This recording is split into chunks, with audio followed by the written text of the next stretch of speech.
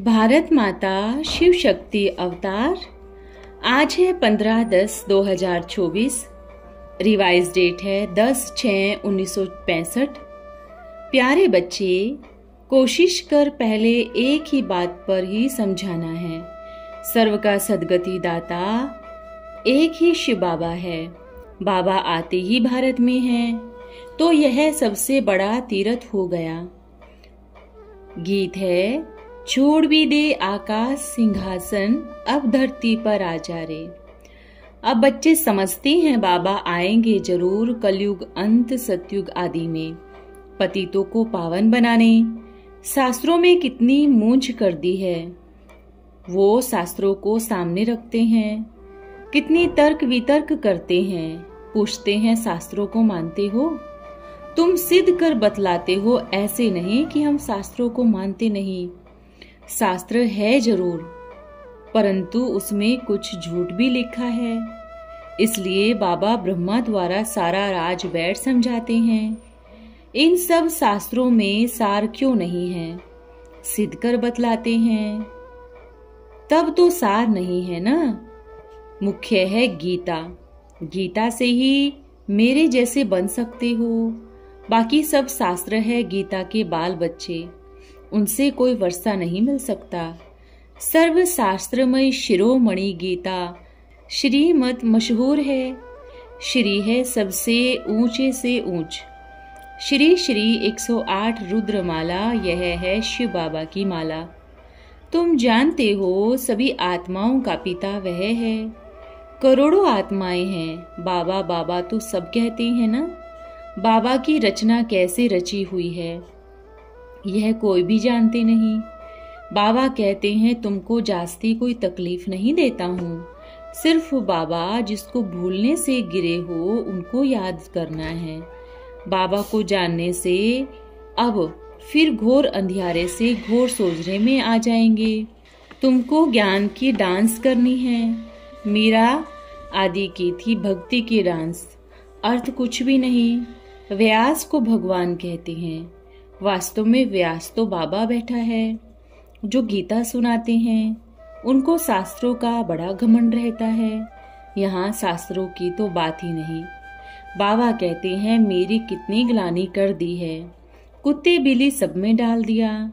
जैसी दृष्टि वैसी सृष्टि, सबके लिए ऐसे ही कह देते हैं कि शंकर पार्वती की भी ग्लानि कर दी है। आसुरी मत पर चलने कारण कितनी ग्लानि कर देते हैं। तुम कोई को भी सिद्ध कर बतला सकते हो। परमपिता बाबा एक है, उनसे वर्षा मिलना है, नहीं तो भारत को स्वर्ग का वर्षा कौन देंगे। कोई की ताकत ही नहीं है। स्वर्ग कितना मीठा नाम है। स्वर्ग की स्थापना बाबा बिगर कोई कर न सके। सर्व को लिबरेट करना बाबा का ही काम है। पोप भी कहते थे वननेस हो, परंतु वह होगी कैसे। हम तो सब बच्चे हैं ना, फिर भाई बहन कैसे हैं यह जानना चाहिए ना। वन फादर, और यह तो सब ब्रदर्स हैं। सारी दुनिया कहती है ओ गॉड फादर रहम करो, परंतु यह नहीं जानते बेरहमी करने वाले कौन हैं। रहम करने वाला तो एक बाबा है, बेरहम है रावण, जिसको जलाते हैं परंतु जलता ही नहीं। दुश्मन ही मर जाए तो फिर थोड़े ही जलाएंगे। कोई को भी पता ही नहीं है यह क्या क्या बनाते रहते हैं। आगे तो हम भी घोर अंधियारे में थे, अब तो नहीं है ना। तो मनुष्य को कैसे समझाए। यह रावण ही बड़े थे बड़ा दुश्मन है। इनको घड़ी घड़ी जलाते हैं, फिर जाग जाता है। परंपरा से तो यह हो नहीं सकता। आदि से अंत तक तो रावण राज्य है नहीं। शास्त्रों में क्या क्या लिख दिया है। देवताओं की भी निंदा कर दी है। भारत को सुखधाम बनाने वाला तो एक ही शिव बाबा है। बाबा का ही परिचय देना है। यह भी समझते हैं कि सब नहीं समझेंगे फिर भी वो जिनको शूद्र से ब्राह्मण बनना है। बाबा कहते हैं जो मेरा भक्त हो कोशिश कर उनको दो, धन व्यर्थ भी नहीं गवाओ। देवताओं के भक्त जरूर देवता कुल के ही होंगे। ऊंचे ते ऊंचे एक बाबा, सब उनको याद करते हैं। ऐसे नहीं कुत्ते बिल्ली सब में वह है। ये तो शिव बाबा है ना। बाबा से तो वर्षा लेना है। जो कोई अच्छा काम करके जाते हैं तो उनको पूजा जाता है ना। कलयुग में कोई से भी अच्छा काम होगा ही नहीं, क्योंकि यहाँ है ही असुरी रावण मत। फॉरेनर्स को भल भगाया, फिर भी अब सुख कहाँ है। कितने पार्टीशन हो गए हैं। तुम जानते हो रक्त की नदियां बहनी हैं। मारने में देरी थोड़ी ही करते हैं। लड़ाई है ही यौवनों और कौरवों की। कितना अच्छी रीति बाबा समझाते हैं, परंतु किसकी बुद्धि में बैठेगा तब जब पहले बाबा का परिचय देंगे।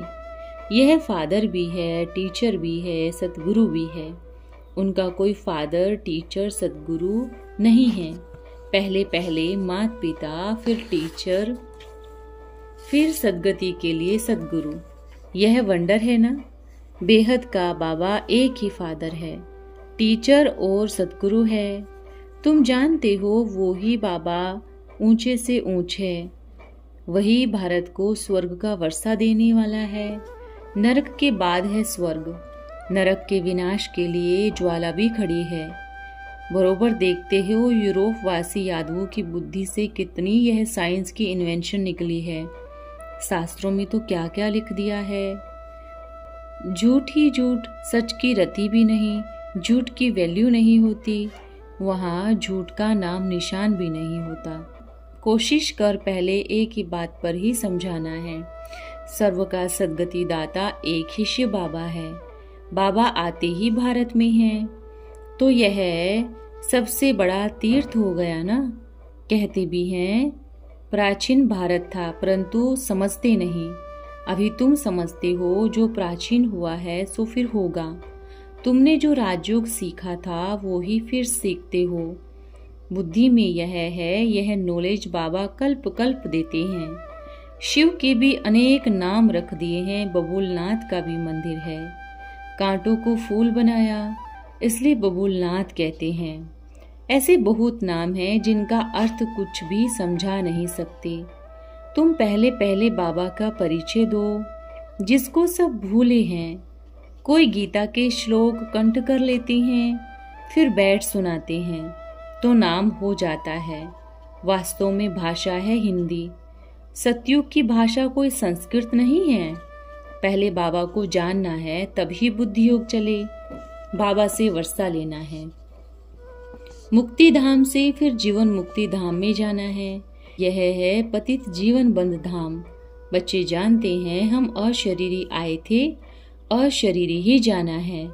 बाबा कहते हैं अशरीरी बनो। अशरीरी बन बाबा को याद करो, इससे ही बेड़ा पार है। सभी आत्माओं का पिता वो एक है, उससे ही वर्षा मिलना है। बाबा का फरमान है मुझे याद करो तो योग से तुम्हारे विकर्म विनाश होंगे। अंतमति सो गति हो जाएगी। हमको तो वापस जरूर जाना है। जितना हो सके जल्दी जाएं, परंतु जल्दी हो तो न सके। ऊंच पद पाना है तो शिव बाबा को याद करना है। हम एक बाबा के बच्चे हैं। तुमको कहते हैं तुम शास्त्रों को नहीं मानते हो। बोलो वाह, शास्त्र तो बरोबर है, परंतु इसमें कोई सार नहीं है। यह सब शास्त्र कब से पढ़ते आए हैं, फिर भी भारत दुर्गति को ही पाया है ना, तो इससे फायदा क्या हुआ। अब बाबा कहते हैं मन मना भो। कृष्ण थोड़े ही कहते हैं। कृष्ण कहाँ है, यह तो बाबा है। अब परम पिता परमात्मा शिव बाबा प्रजापिता ब्रह्मा द्वारा स्वर्ग की स्थापना करते हैं, तो जरूर यहाँ होने चाहिए ना। यह है पतित दुनिया, वो है पावन दुनिया। पतित दुनिया में कोई पावन हो न सके। झाड़ में देखो, ऊपर में खड़ा है और यह नीचे तपस्या कर रहे हैं। इनके ही फीचर्स सूक्ष्म वतन में देखते हो। यह जाए फरिश्ते बनते हैं। श्री कृष्ण इस समय सावरा है ना, गोरा तो नहीं है। गोरा और सावरा का अर्थ कितना इजी है। बाबा ने ज्ञान चीता पर बिठाया तो गोरे बन गए। श्याम सुंदर का अर्थ भी तो समझना चाहिए ना। यह है सारी समझ की बातें, डिफिकल्टी तो है नहीं। पहली बात, भगवान कौन है? जब तक यह न समझाई है तब तक कुछ समझेंगे नहीं। इसमें ही मेहनत लगती है। माया फट से भुला देती है। निश्चय भी लिखते हैं बरोबर हम नारायण पद पाएंगे, फिर भी भूल जाते हैं। बाबा ने फोटो निकालने की बात कही, फिर 6-8 मास बाद बाबा दिखाएंगे कितने मर गए। माया बड़ी दुस्तर है। माया के तूफान भले कितने आए परंतु हिलना नहीं है। वो है पिछाड़ी की स्टेज। तूफान तो बहुत आएंगे, माया रुस्तम होकर लड़ेगी। रीढ़ बकरी होंगे तो उनको फट से गिरा देगी। डरना नहीं है। वेद लोग कहते हैं पहले सारी बीमारी बाहर निकलेगी। बाबा कहते हैं तूफान बहुत आएंगे। जब तुम पक्के हो जाएंगे तो माया बेशर्म हो जाएगी। समझेंगी अब यह हिलने वाला तो नहीं है। बाबा ही आकर पत्थर बुद्धि से पारस बुद्धि बनाते हैं। रावण पत्थर बुद्धि बनाते हैं। रावण को जलाते आते हैं परंतु जलता ही नहीं। दिन प्रतिदिन और ही लंबा होता जाता है। बड़ी रमणीक नॉलेज है। भारत का प्राचीन ज्ञान और योग है ना, यह भी तुम जानते हो। अच्छा, बाप दादा का मीठे मीठे सिखलदे बच्चों प्रति याद प्यार और नमस्ते। हम बच्चों की प्यारे बाप दादा को याद प्यार और नमस्ते। अब रात्रि क्लास है 16/5/1965 की। बच्चे ईश्वरीय पाठशाला में बैठे हैं। यह वंडरफुल पाठशाला है। पाठशाला में जवान भी है, बूढ़े भी हैं, स्त्री पुरुष सब पढ़ते हैं। ऐसी कोई पाठशाला होती नहीं है। जानते हो भगवानुवाच ही बच्चे, तुमको सहज राजयोग फिर से सिखाने आया हूँ। यह नई बात नहीं है। कल्प कल्प यह पढ़ाई होती है। हमारी पढ़ाई का वर्षा जो मिलता है वो है भविष्य 21 जन्मों के लिए। सच्ची और अखंड कमाई है। बेहद की 21 जन्मों के लिए हीरे जैसा मालामाल बनना है। ऐसी कमाई कोई करा न सके। झूठी कमाई का विनाश होना है। तुम बच्चों के हाथ भरतू रहेंगे, बाकी सब खाली हाथ जाएंगे। तुम सच्ची कमाई 21 जन्मों के लिए करते हो। तुम यहाँ आए हो भविष्य 21 जन्मों के लिए कमाई करने। वो धंधा करने वाले क्यों कमाते होंगे? पढ़ते हैं करके 2-5 हजार पगार मिलेगी, सो भी अल्पकाल के लिए। तुम बच्चे जानते हो हम ये कमाई भविष्य 21 जन्मों के लिए करते हैं। कल्प कल्प यही कमाई करते आएंगे। एक ही पाठशाला है। भगवान तो सभी का एक ही है ना। पढ़ाते भी बच्चों को है। आत्माएं निराकार है जो इन साकार द्वारा सुनती है। बच्चे जानते हैं शिव बाबा जो पतित पावन हैं उनसे हम वर्षा ले रहे हैं। इस समय के पुरुषार्थ से 21 जन्मों की प्रारब्ध बनती है। बाबा कहते हैं गृहस्थ व्यवहार में रहते ये भी कमाई करो। भगवान खुद कहते हैं भक्ति का फल देने आया हूँ, तुमको भगवान भगवती बनाने। श्री लक्ष्मी को ये वर्षा बाबा ने दिया होगा ना, कैसे देते हैं सो भी तुम जानते हो। कल्प पहले मुआफिक बाबा पढ़ा रहे हैं। कितना ऊंच बाबा पतित देश में आते हैं। कहते हैं हे बच्चों, मैं तुम्हारा परम पिता परमात्मा हूँ। तुम जानते हो श्रीमत द्वारा हम फिर से आदि सनातन स्वराज्य की स्थापना कर रहे हैं। वो लोग सिर्फ धर्म की स्थापना करते हैं। तुम स्वराज्य स्थापन कर रहे हो योग बल से।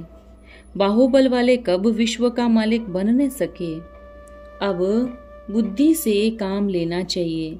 बाबा से वर्षा लेवे या वो धंधा आदि करे, उस कोर्स के साथ ईश्वरीय कोर्स भी उठाना है। बाकी होंगे कितने समय। अभी ये दुनिया बदल रही है। सतयुग को नवयुग कहा जाता है। ये है कल्याणकारी युग, जबकि आत्माएं आकर परमात्मा से मिलती है। बाबा समझाते हैं माया तुमको हार खिलाएगी, परंतु श्रीमत पर चलने से तुम हार नहीं खाएंगे। बाबा को भूलने से तुम ठोकर खाते हो। बाबा कहते हैं, मीठे बच्चों, माया से कभी हारो मत। बड़ी जबरदस्त कमाई है, ये तुम्हारी कल्प कल्प की कमाई है। तुम आए हो शिव बाबा के पास विश्व का मालिक बनने के लिए। बाबा कहते हैं, मैं मालिक नहीं बनूंगा, तुमको बनाता हूँ। रावण तुमको हराते हैं, मैं जीत पहनाता हूँ। माया से घड़ी घड़ी हार नहीं खानी चाहिए।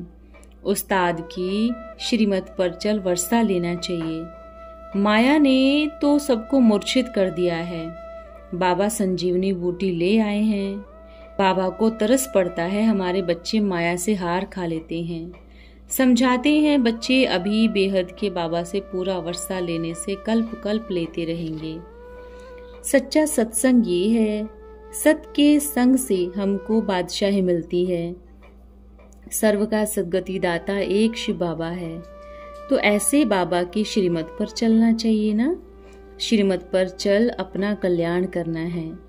तुम कांटों से फूल बने हो तो फिर औरों को भी बनाना है। श्रीमत पर चलने से कब भी धोखा नहीं खाएंगे, फिर रिस्पॉन्सिबल बाबा हो जाएगा। बाबा ऐसे नहीं कहते धंधा आदि नहीं करो, सिर्फ बाबा की राय से करो। बाबा की मत पर चलने से तुम कब भी धोखा नहीं खाएंगे। अच्छा, ओम नमः शिवाय। आज का वरदान है एक रस भव। आप सभी बच्चे 1 सेकंड में एक संकल्प में एक रस स्थिति में स्थित हो सकते हो। संकल्पों को कैच करने की प्रैक्टिस होगी तो संकल्प रहित भी सहज बन सकेंगे।